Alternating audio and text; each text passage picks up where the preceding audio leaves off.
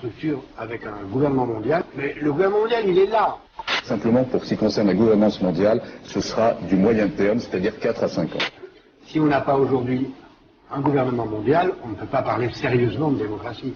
Pour entraîner le monde entier vers une nouvelle gouvernance mondiale, Un nouvel ordre mondial émerge. on ira ensemble vers ce nouvel ordre mondial. Et personne, je dis bien, personne ne pourra s'y opposer. Le nouvel ordre mondial veut créer une monnaie mondiale unique, un gouvernement mondial unique, une armée mondiale unique et une religion mondiale unique. La finalité, c'est une gouvernance mondiale et le pouvoir aux mains d'une oligarchie.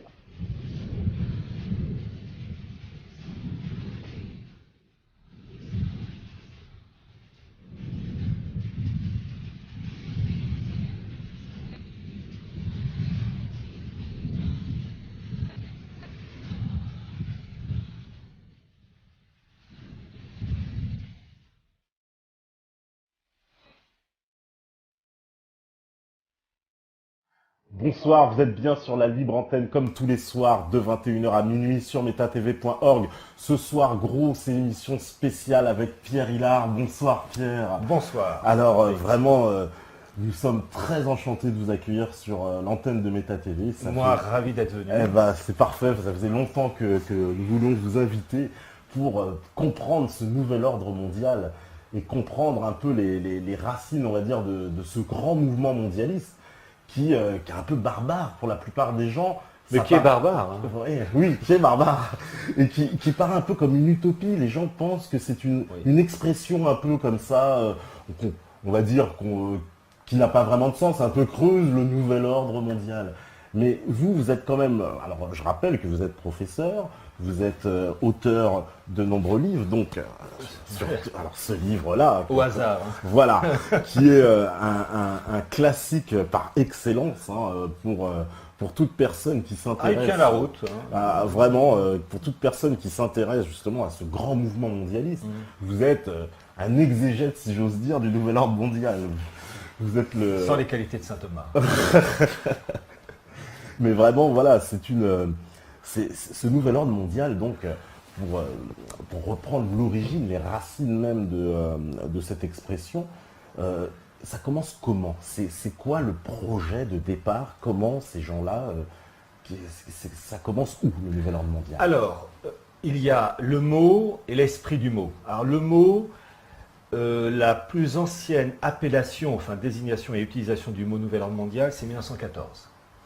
C'est le bouquin d'Orwell, La destruction libératrice, qui évoque une guerre planétaire destructrice qui élimine une partie de l'humanité. Et les survivants décident de créer une gouvernance mondiale, un nouvel ordre mondial, c'est texto dans le livre 1914. Et le monde est organisé en 10 blocs continentaux. C'est toujours les blocs, c'est toujours la même histoire avec une humanité uniformisée, etc.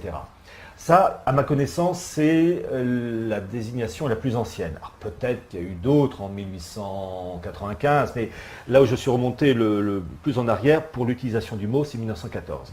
En revanche, l'esprit de la chose, allez, si je voulais vraiment remonter, c'est depuis 2000 ans finalement, c'est la tentative et le combat acharné entre la synagogue et l'église, parce que c'est le pivot de l'histoire. Mais on va procéder par ordre, et je serai certes amené à parler du rôle de l'église et de la synagogue et du noachisme, parce que le noachisme est une prolongation du Talmud, pour l'instauration du nouvel ordre mondial, de la religion universelle. Et l'intérêt de cette émission, grâce à vous, et grâce à MetaTV, c'est de pouvoir diffuser des documents, des cartes, et il y en a pas mal que j'ai recensés et que je vous ai présentés, donc, qui vont permettre d'illustrer l'esprit du nouvel ordre mondial avec ses applications d'ordre matériel, concrètes. Et donc, on va commencer, pour expliquer les origines du nouvel ordre mondial, avec un premier document, une première carte, qui est la carte de la France en damier, la France de la Révolution 1789. Alors ça, c'est la vue 1. Ouais.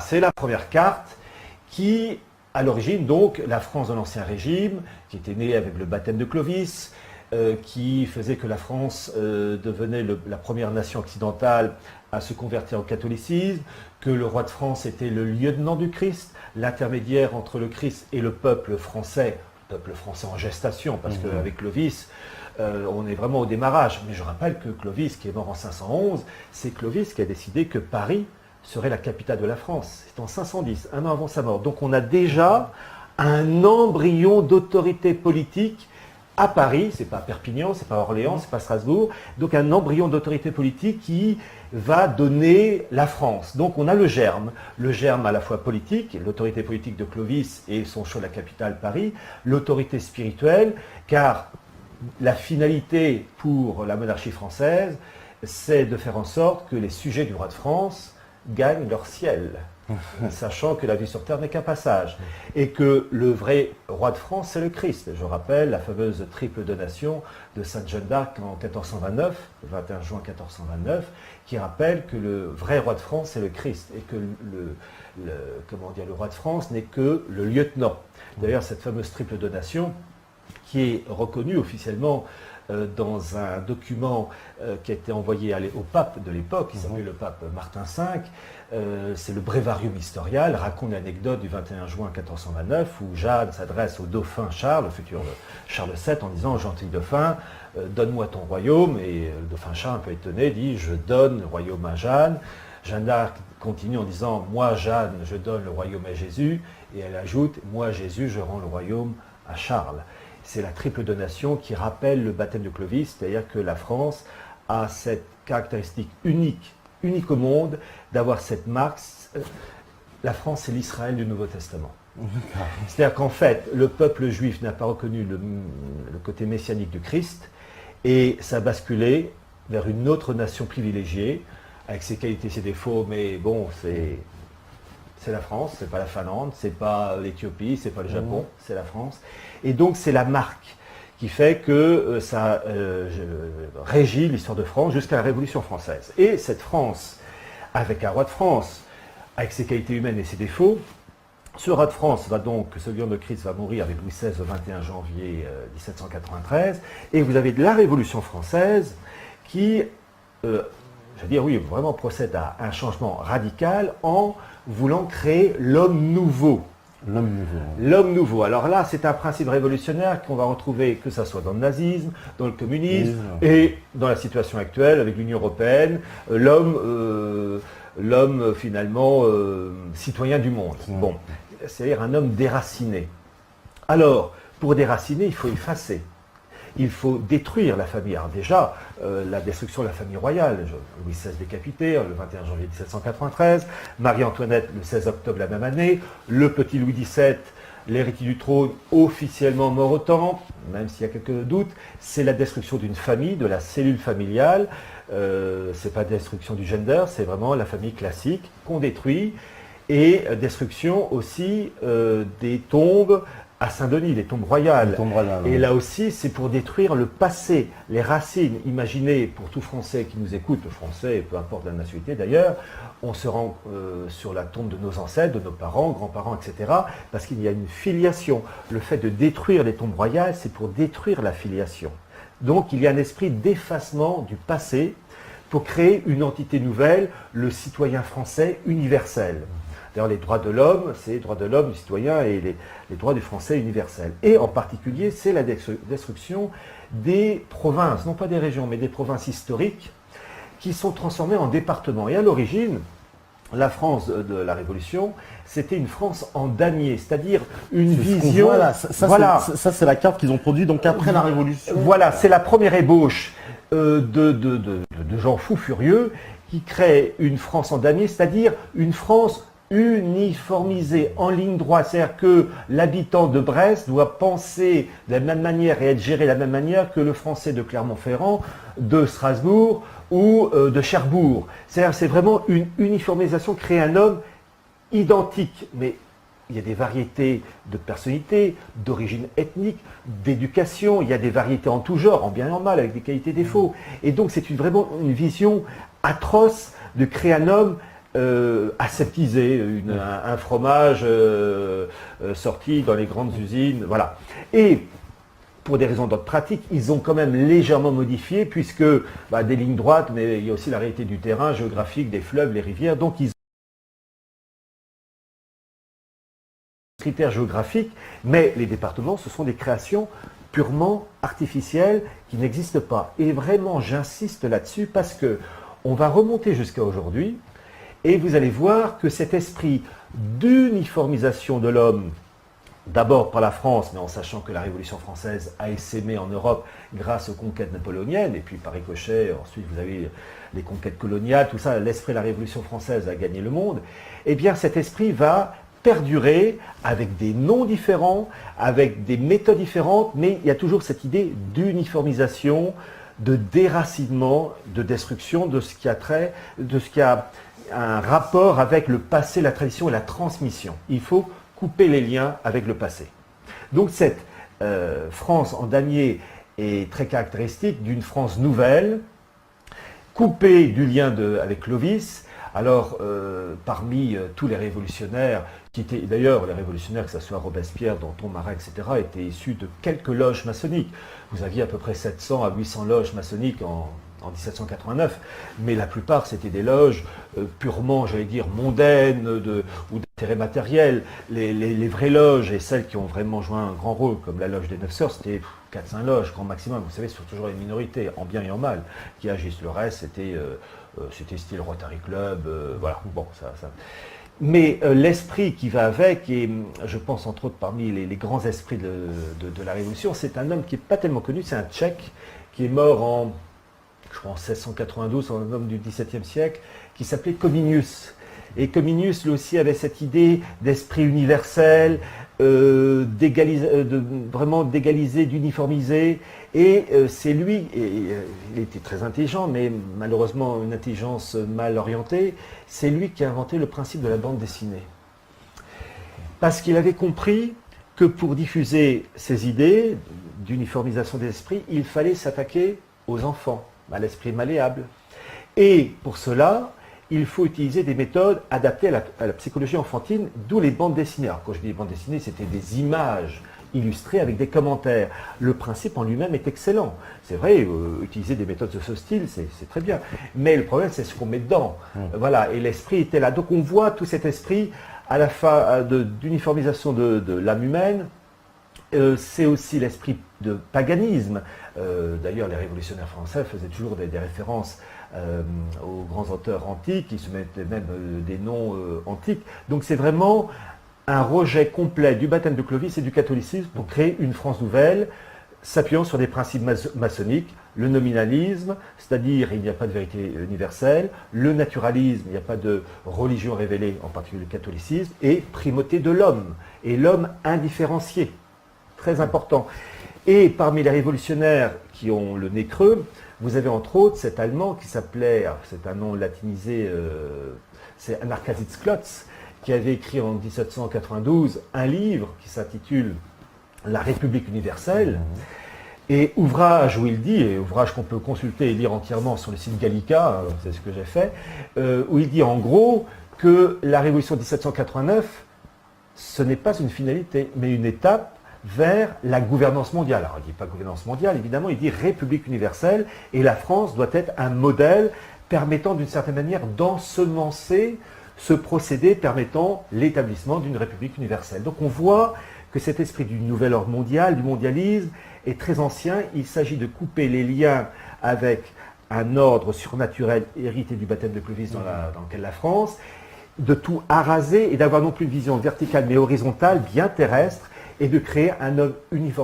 uniformisé, consumériste, et qu'on pourra exploiter. Et après tout, le 19e siècle, avec les enfants dans les mines, c'était... parce que ne jamais oublier que la Révolution française, c'est une révolution au profit d'une minorité. La bourgeoisie, quand je dis la haute bourgeoisie, et le malheureux peuple qui a été laminé dans cette histoire. En fait, c'est un peu presque les bourgeois financiers qui chassent les grands nobles et les... Voilà, et encore les grands nobles. Vous savez, les grands nobles ont joué un rôle... la grande noblesse, la haute noblesse française était, sauf exception, pourrie. pourri. C'était le duc de Choiseul qui était au service du roi Louis XV, qui allait à la messe, mais en fait son missel c'était des images porno. Donc vous voyez, donc il allait à la messe et il avait donc tous les apparences de l'homme pieux et en même temps il regardait, voilà. Et c'était lui comme tant d'autres. C'est une époque, comment dire, raffinée, 18e siècle français, qui a donné le ton à l'Europe. C'est un siècle raffiné, d'élégance, mais quand on gratte ce vernis, c'est la pourriture. Lorsque Napoléon Ier définissait son ministre des Affaires étrangères, Charles-Maurice de Talleyrand-Périgord, qui était le prototype par excellence de l'homme du XVIIIe siècle, il disait de lui que c'est de la merde dans un bas de soie. C'est le résumé de l'apparence délicate, raffinée, et en dessous, quand on gratte, on tombe. Voilà. Et on disait de lui, en parlant de la mentalité. Donc c'était quand même un esprit pas très sympa, et un esprit surtout. النظام العالمي الجديد كان أحد أكثر الاستخدامات شيوعاً في المبادئ ال14 للرئيس الأمريكي وودرو ويلسون، وذلك عن طريق دعواته لإنشاء عصبة الأمم المتحدة أعقاب الحرب العالمية الأولى. كما استخدم هذا المصطلح إلى حد قليل عند وصف خطط الأمم المتحدة ونظام بريتون وودز بعد نهاية الحرب العالمية الثانية، ولكن تضاءل استخدام هذا المصطلح بسبب مدلولاته السلبية التي ارتبطت بفشل عصبة الأمم المتحدة في منع قيام الحرب العالمية الثانية. ولكن بقي القليل من المعلقين يستخدمونه في سياق رجعي للإشارة إلى النظام الذي قامت دول الحلفاء المنتصرة في الحرب العالمية الثانية بإرسائه بعد انتهاء الحرب. ظهر أيضا استخدام هذا المصطلح الذي نوقش على نطاق واسع بعد نهاية الحرب العالمية الباردة، فاستخدمه الرئيسان جورج بوش الأب وميخائيل غورباتشوف لوصف طبيعة حقبة ما بعد الحرب الباردة وروح التعاون ما بين القوى العظمى الذين وضعوا الأمل في تحقيقه.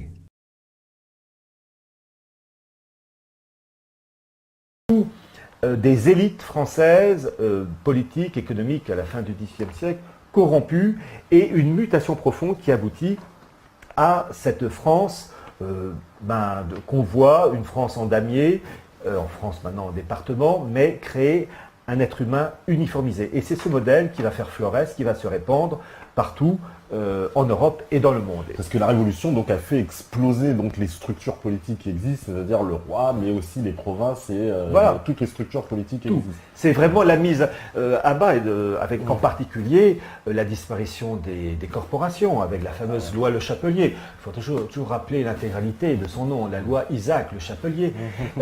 Et donc c'est très intéressant de voir que l'ouvrier français, enfin, l'ébauche, la première ébauche de l'industrie française, c'est vraiment au tout début avec les Wendel en Lorraine en particulier, ça explose au XIXe siècle. L'ouvrier français avec la disparition des corporations est mis à nu et il va être, vous voyez, sa femme, les enfants traités de manière atroce. Voilà. Pendant tout le 19e. Voilà, et il ne faut jamais oublier que les premières lois vraiment sociales de limitation du travail des enfants, des jours entre guillemets fériés, enfin des jours de repos, ce sont des Français comme René Latour du Pin ou bien un évêque allemand qui s'appelait Monseigneur Ketteler qui voulait améliorer ou limiter la casse, et en particulier avec des jardins pour les ouvriers, pour leur permettre d'avoir des légumes frais, enfin bref. Donc il y a vraiment, c'était un recul. Mais bon, c'est l'exploitation de l'homme, c'est l'esprit de jouissance, et après tout, on voit ce qui se passe aujourd'hui. Je n'ai pas eu le temps d'entendre les résultats du chômage, si c'est en hausse ou en baisse, avec l'ami François, enfin je parle de François Hollande. Bon, de toute manière, c'est un chômage endémique, mais le peuple français, il croule sous la misère. Il suffit de regarder tout simplement le nombre de personnes qui ont besoin de tickets alimentaires style les Restos du Cœur pour se rendre compte qu'il y a une misère grandissante en France et partout en Europe et dans le monde. Même aux États-Unis, vous avez sur une population de 300 millions d'Américains, à peu près 50 millions d'Américains qui dépendent des coupons alimentaires. Donc, bon. Alors, cette première carte, c'est, si je puis dire, le point de départ. Le point de départ. Uniformiser l'homme et un cadre administratif bien, enfin inhumain, ou vraiment, bon. Eh bien, cet esprit typiquement jacobin de destruction du passé, des racines et d'uniformisation de l'homme, il a traversé les générations Et il a touché en particulier, et c'est le deuxième document, on va faire un peu... Voilà, c'est... Ça, c'est la vue 2. C'est la carte du Reich allemand en 1943 en Gauen. Alors, explication.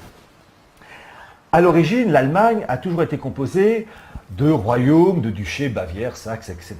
Et avec donc des variétés, diversité. Et c'est la caractéristique de l'État politique allemand, sachant que l'unité politique allemande est récente, 1871, avec Bismarck. Voilà. Au lendemain de la Première Guerre mondiale, vous avez l'abolition de la monarchie du Deuxième Reich, de Guillaume II, avec la création de la République de Weimar.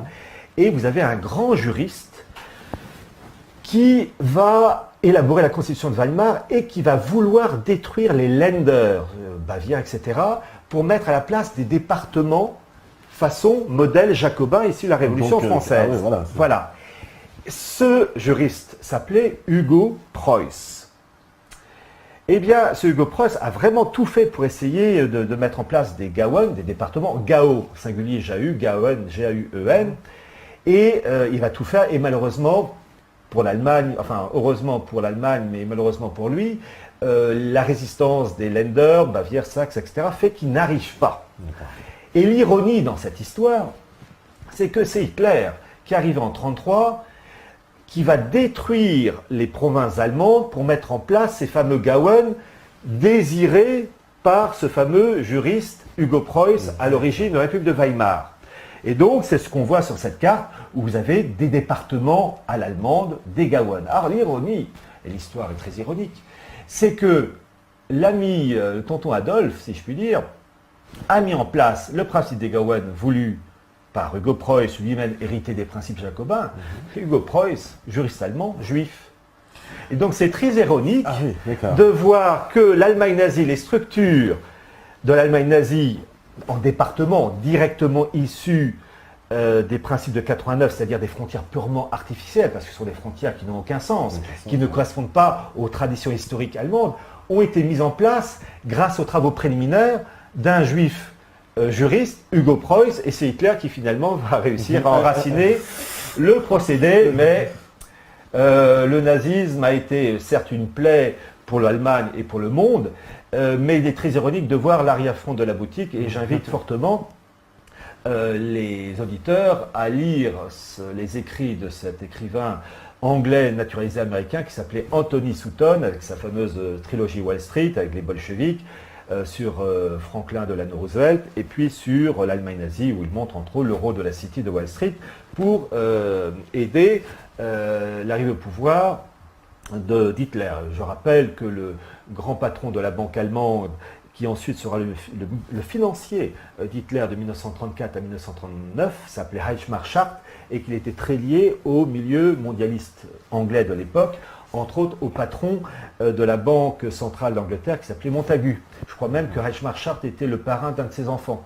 Et Heinrich Schardt a contribué au relèvement économique de l'Allemagne et au soutien de la population allemande apporté donc à Hitler. Donc Hitler doit énormément à Heinrich Schardt. Donc cet homme-là, au lendemain de la Seconde Guerre mondiale, aurait dû être fusillé puisqu'il a joué un rôle archi néfaste.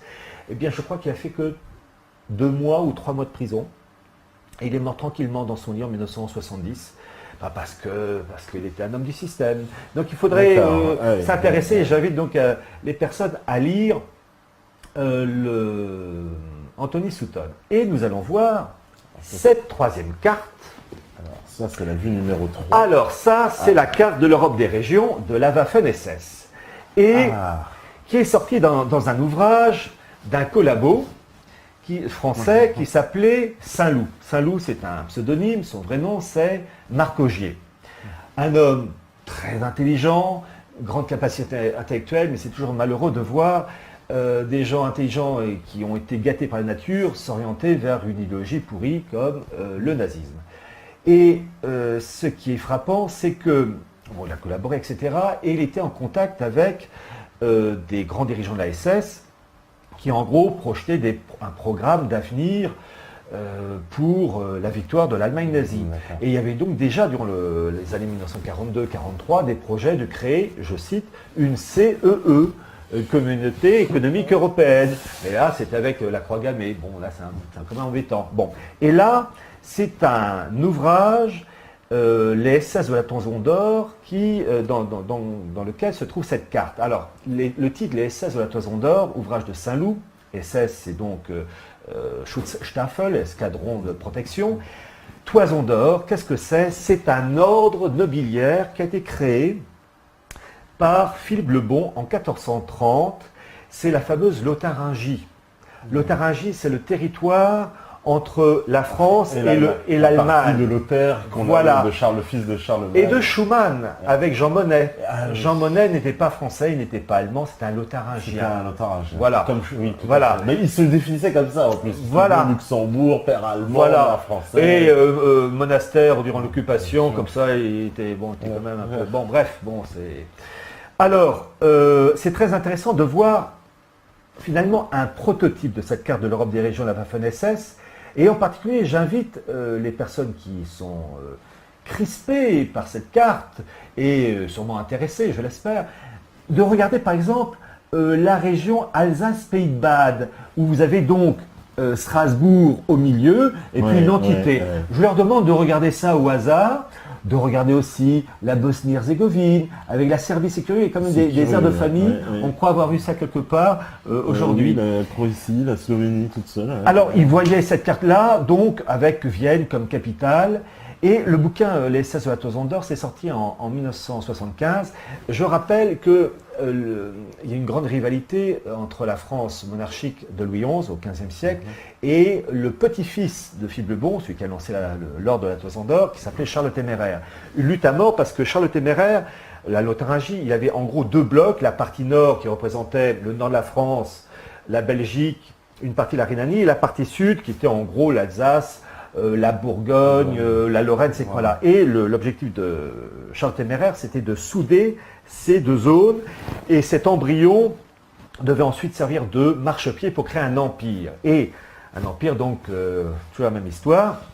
Et Louis XI, roi d'une nation, la nation française, va tout faire pour lutter, et c'est une guerre à mort, pour empêcher la soudure. Et cette lutte à mort aboutit à la victoire de Louis XI. Qui aboutit à la mort de Charles le Téméraire en 1477. Et la fille de Charles le Téméraire va épouser l'héritier du trône des Habsbourg.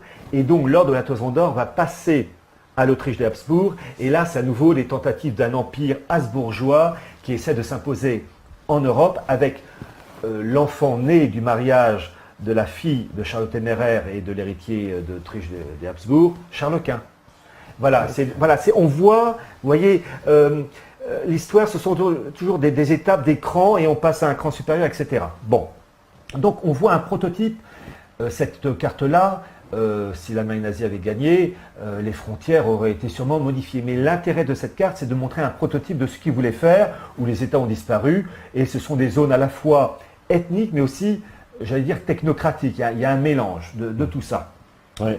Alors, on va continuer à la carte suivante. Alors, un peu là, ça sera la surprise d'avant. Voilà.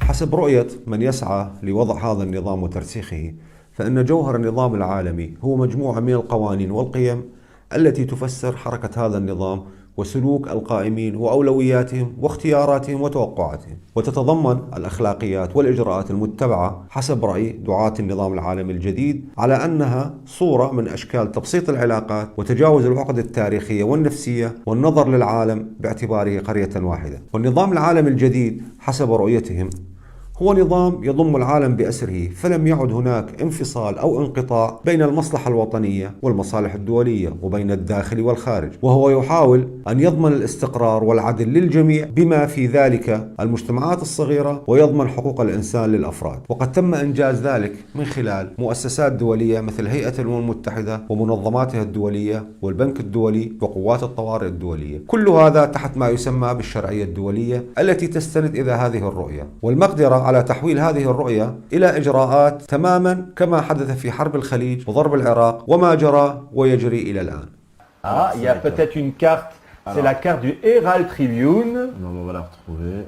Ils l'ont à l'écran, nous on va la voir. Voilà. Aussi, voilà Herald Tribune. elle n'est pas dans le... Elle n'est pas... Ah, non. C'est dommage, on l'a vu tout à l'heure quand on a passé en revue. Nous l'aurait-il... ils l'ont à l'écran. Alors, vous l'avez à l'écran, donc on va la commenter.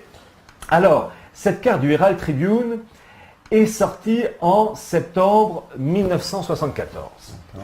Et elle présente deux choses, donc vous les auditeurs, vous la voyez. D'abord, un article accompagné d'une carte. C'est la carte de l'Europe de l'Ouest régionalisée. Et c'est très intéressant de voir une carte qui est sortie dans un journal américain, pas n'importe lequel, le Herald Tribune, et on a envie de dire, mais les Américains, qu'est-ce qu'ils leur font de s'intéresser à une Europe de l'Ouest, à l'époque du fait du mur de Berlin, enfin, coupure Est-Ouest, c'était que l'Europe de l'Ouest, donc une Europe régionalisée. Parce que les Américains ont tout intérêt à voir des États fracassés pour mieux les contrôler. Et vous avez en particulier le fameux discours du président Clinton en 2000, qui a reçu, là, je précise, la plus haute distinction en faveur des personnes qui œuvrent à la construction européenne. Le fameux prix Charlemagne, qui est donné chaque année depuis 1950.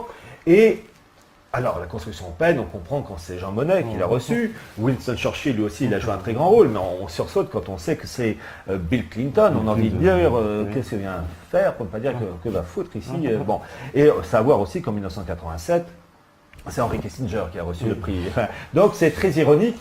Et dans son discours, qu'on peut lire intégralement sur le site, alors qui est en allemand, mais on peut lire la version en anglais, c'est www.karlspreis, c'est prix Charlemagne, karlspreis.de. Il y a un extrait du discours de l'ami Clinton qui rend hommage à la régionalisation de l'Europe. Pourquoi ? Parce que tout simplement les lobbies, qu'ils soient américains, mais les autres en particulier, à Bruxelles, peuvent directement s'adresser aux représentations régionales alsaciennes, piémontaises, catalanes, flamandes, etc., sans passer par les États. Donc il y a une facilité entre donc finalement l'État américain, enfin les lobbies américains, et des régions qui pèsent pas lourd. Bon. Donc cette carte qu'on voit, la carte de l'Europe de l'Ouest régionalisée, a été présentée par un haut fonctionnaire de l'Empire britannique qui s'appelait Cyril Northcote Parkinson. Et là, je trouve, c'est d'une ironie, parce que Parkinson, quand il s'agit d'ébranler en plus les structures profondes de l'État, avec un nom pareil, c'est un nom criant des fois, je trouve, de genre tricher à la Banque centrale, voilà. Parkinson pour démembrer les États. Et pour la régionalisation de l'Europe, le document clé qui lance la régionalisation de l'Europe, c'est un document allemand, un député socialiste Hollande de Basse-Saxe, qui s'appelle Peter Rabe, et Rabe en français veut dire le corbeau. Donc c'est jamais, bon, il y a un signe de providence peut-être, bon, un pied de nez. Et donc ce haut fonctionnaire de l'Empire britannique, qui est mort dans les années 90 je crois, qui s'appelait donc Cyril Northcote Parkinson, donc a composé cette carte d'une Europe de l'Ouest régionalisée avec le soutien des Américains qui va avec, mais ce Parkinson, en fait, n'était que la conséquence d'un travail fait en amont d'un autre personnage, c'est le fameux Léopold Kohr, et donc on va voir la carte, et c'est la couverture du livre, d'ailleurs que j'ai avec moi, The Breakdown of Nations, livre sorti en 1957, et en fait, déjà dans les années 45, il avait élaboré une grande partie de ce livre. Donc, c'est dans ce livre que ce fameux Léopold Kohr a pondu un programme bien consistant. Alors, qui est cet homme ? Léopold Kohr, c'est un Autrichien qui a fui dans les années 30 l'Allemagne nazie, enfin un moment de l'Anschluss, l'intégration de l'Autriche par l'Allemagne nazie. Il a fait une partie de ses études à la London School of Economics, qui est une des maisons mères du mondialisme, en particulier de la Société Fabienne, qui a été, donc, je rappelle que la London School of Economics a été créée, je crois, dans les années 1895, et qui a pour but de créer, une synthèse entre le libéralisme et le socialisme, et ce que Tony Blair appelait la troisième voie. Et d'ailleurs, comme par hasard, il y a à peu près 200 députés travaillistes qui sont membres de la Société Fabienne. Et donc, Léopold Kohr a fait une partie de ses études dans cette école britannique, Et il a enseigné ensuite dans les écoles, dans les universités allemandes, et surtout américaines et mexicaines. Et cet homme-là a joué un très grand rôle parce que c'est lui qui en particulier a lancé ce slogan qui a fait fortune ensuite, « Small is beautiful », ce qui est petit et beau. Ce qui est petit et beau. Ouais. Et en fait, on attribue cette formule à un économiste autrichien qui s'appelait Fritz Schumacher, qui a sorti un bouquin, je crois qu'il s'appelait Small is Beautiful dans les années 70, mais en fait c'est Schumacher qui n'a fait que reprendre l'expression de Léopold Kohr. Il est vrai que Fritz Schumacher était l'étudiant de Léopold Kohr, donc il était, comment dire, dans un bon endroit, à la bonne place. Bien. Et ce Léopold Kohr a l'idée pour lui de concasser d'une manière artificielle, on revient toujours au principe de l'esprit mondialiste et de la révolution, de créer des entités indifférenciées d'un homme uniformisé. Eh bien, Léopold Kohr continue avec cette même mentalité et il concasse l'Europe en différents éléments. Alors, auparavant, il va, et c'est le document suivant, il a une vision très large puisqu'il présente déjà la carte des États-Unis. Et c'est une carte, et d'ailleurs... là, c'est les États-Unis... voilà, et voilà, pour les auditeurs, donc voilà le bouquin, voilà la carte que vous voyez, c'est cette carte-là que j'ai reprise pour vous montrer que c'est un document archi-officiel, Breakdown of Nations. Alors, c'est très intéressant de voir le prototype que propose Léopold Kohr, qui est soutenu en arrière-fond par l'oligarchie et tous les mouvements financiers, parce qu'évidemment, ce genre de type, il ne s'assoit pas un jour un matin en prenant son café cash, si je m'amusais à faire ça pour tuer le temps. Donc on voit les États-Unis, où les États fédérés, les 50 et quelques États fédérés américains disparaissent. Vous avez au nord-est Atlanta, au sud-est Southland, entre les deux l'État de Virginia, et dans le sud, Louisiana, Texas, au niveau des grands lacs américains, Isola. La région des montagnes montagneuses, c'est donc le Montana, et puis la côte, les États de la côte. Voilà. Donc en fait, de créer des blocs, voilà, qui concassent et créent des entités complètement artificielles. Le processus de ligne droite, je vous montrais tout à l'heure la carte de la France révolutionnaire en damier, c'est la carte suivante. Eh bien, il l'applique pour l'Europe. C'est à la carte suivante. Alors ça... C'est la carte suivante. Voilà. Alors ça, c'est sa carte de l'Europe. C'est la carte de l'Europe et en fait, il en a fait deux. Alors là aussi, pour ceux qui auraient des doutes, voilà la carte qu'il présente.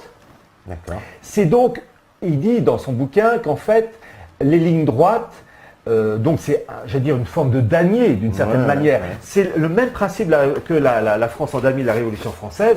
Toujours cet esprit d'uniformisation d'un homme indifférencié, interchangeable et nomade. C'est un mot qu'utilise facilement Jacques Attali. Nomade, c'est-à-dire sans racines, qui bouffe la même merde, qui s'habille pareil, qui pense pareil.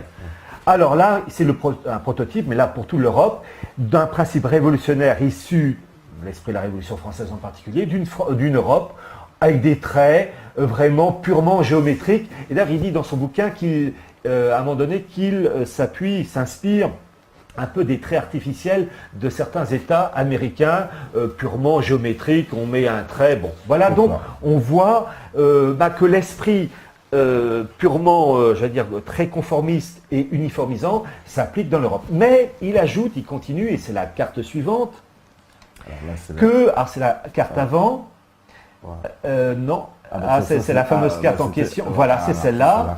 C'est la carte de l'Europe ethnique de Léopold Kohr, puisqu'il précise quand même qu'il y a des ethnies quand même bien implantées. Et donc, on voit sur cette carte Île-de-France, il ne reste plus grand-chose d'Île-de-France. Il y a Burgundie, puis il y a l'Alsace-Lorraine, réunion d'un seul bloc. Et puis, vous avez la Serbie, vous avez des blocs ethniques, voilà, vous avez le Pays de Galles, l'Écosse. On voit, là aussi, destruction des États. Parce que finalement, concasser les États européens, c'est à la fois un processus qui passe en fait par deux voies, la voie ethnique et la voie technocratique. Quand vous avez par exemple la Catalogne, la Flandre ou l'Écosse, bon, il y a une vision ethnique, on peut jouer là-dessus. Et puis vous avez pour la France Rhône-Alpes, il n'y a pas d'ethnie, il n'y a pas un groupe ethnique rhône-alpien. C'est une région purement artificielle créée dans l'esprit de la Révolution. Donc, il faut donner aussi une autonomie à ces régions-là. Et c'est en particulier ce qu'a dit l'ami François Hollande, enfin l'ami avec grosses guillemets, du président de la province française de l'Union européenne, du maire de Palais, François Hollande à l'Élysée, qui, fin 2012, lors d'un congrès, a lu un document qu'on lui a fait lire parce que les chefs d'État ne sont que des employés, enfin les pseudo-chefs d'État. On est loin de Bismarck. Hein. Et il dit à un moment donné, dans les états généraux de la démocratie locale, qu'il faut donner une priorité aux régions, qu'elles puissent en gros se gérer elles-mêmes. Alors, c'est une priorité de l'Union européenne. Quoi. Voilà. Alors, quand il s'agit de régions d'ordre ethnique, ça se voit facilement, comme l'Alsace, comme la Flandre et Catalogne. Mais quand il s'agit de régions qui n'ont pas de visibilité ethnique, ça frappe moins, mais c'est le même processus d'émancipation, c'est-à-dire que les régions ne travaillent plus ou ne sont plus soumises aux préfets, autorités de l'État, mais aux autorités de Bruxelles et de Francfort, et à Bruxelles, la Commission européenne, avec les lobbies qui vont avec. Parce qu'ils ont vraiment cette volonté alors de réveiller aussi les régionalismes, parce que en Bretagne on réveille le régionalisme. On est gâtés. Je l'ai vu en Savoie aussi, j'ai vu on remettait le traité de Turin en cause. Quand on va maintenant du côté de Carcassonne, on dit oui, mais le traité des Pyrénées, enfin... 759. C'est quoi? C'est un détricotage de la France, un peu, on revient à l'envers. Vous allez voir, dans les documents suivants, les autorités européennes appellent ces frontières les cicatrices de l'histoire. C'est l'expression qu'ils utilisent. Et ces cicatrices, eh bien, il faut les faire disparaître. En fait, c'est un lifting, mais un lifting qui transforme les États européens en Quasimodo. Hein. C'est vraiment... Mais bon. Donc vous allez voir, il y a une volonté vraiment bien comprendre, tuer les traditions, détruire la cellule familiale, détruire les provinces, et créer des frontières artificielles. Et on voit bien, depuis la Révolution française, que cette idée, avec l'Allemagne nazie en particulier, mais pareil avec Léopold de Cor, ou bien tout à l'heure avec l'ami Cyril Northcote Parkinson, des frontières absolument artificielles pour couper avec le passé, déraciner, créer l'homme nouveau. Le principe ne bouge pas. Les méthodes et présentations, c'est soit la version révolutionnaire française, soit la version nazie, soit la version Union européenne, tout ce que vous voulez. Le papier d'emballage change, le cœur, lui, ne bouge pas. Et donc, eh bien, on va voir la suite avec cette carte-là. Voilà. Parce que cette carte-là, elle est très intéressante.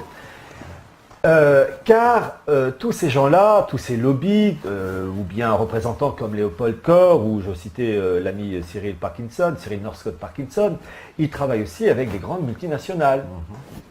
Parce que ce sont ces gens-là qui ont de l'argent, et ça finance, et ce sont les multinationales qui prennent le pouvoir.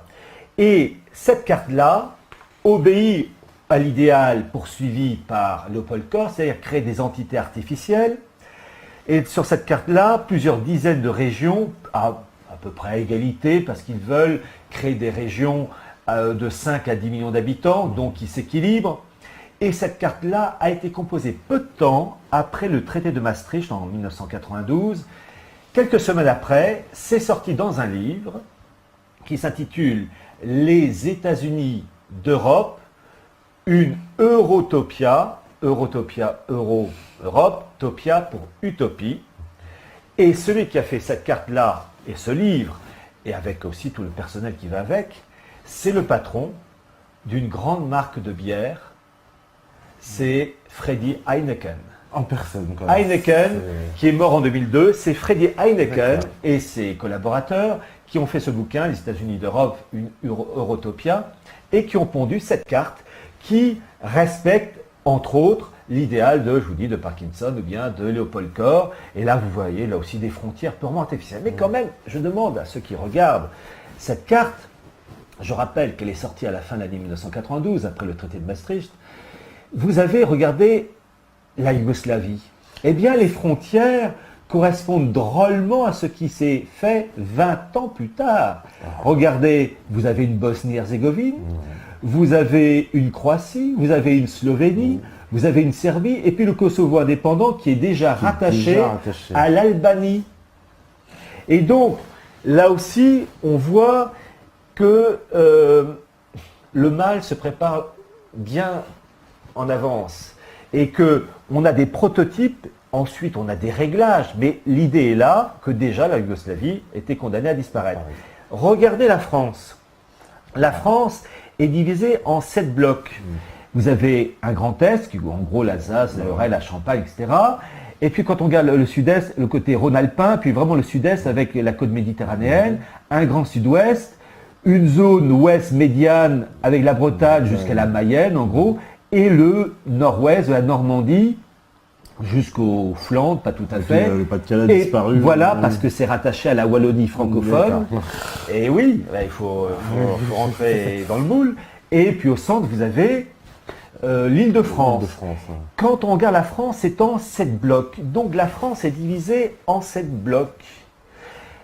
C'est une carte qui date de 1992, sortie sous la plume du grand patron de la bière hollandaise Heineken. Mais ça me rappelle quelque chose, cette carte. Mais oui, c'est la carte suivante que nous allons voir. Ça me rappelle quelque chose. C'est la carte